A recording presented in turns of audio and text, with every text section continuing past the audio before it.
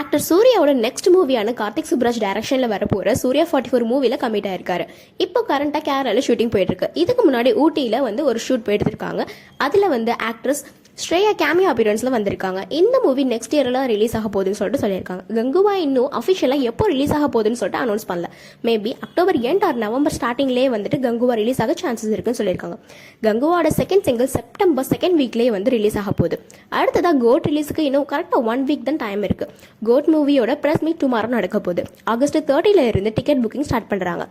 கேரளா கர்நாடகாலாம் first day first show 4 AM start பண்ணுறாங்க. ஆனால் இன்னும் தமிழ்நாட்டில் ஃபர்ஸ்ட் டே ஃபர்ஸ்ட் ஷோ இன்னும் 9 AM தான் ஃபிக்ஸ் பண்ணியிருக்காங்க.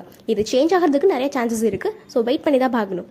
கோட் மூவியை எப்போ ரிலீஸ் பண்ணுறாங்க அப்படிங்கிறத இன்னும் கொஞ்சம் நேரத்தில் தெரிஞ்சிடும். அதுக்கப்புறமா கோட் மூவியை ரீசென்சார் பண்ணுறனால இப்போ மூவியோட டியூரேஷன் இன்னும் கொஞ்சம் கூட்டி இருக்கு.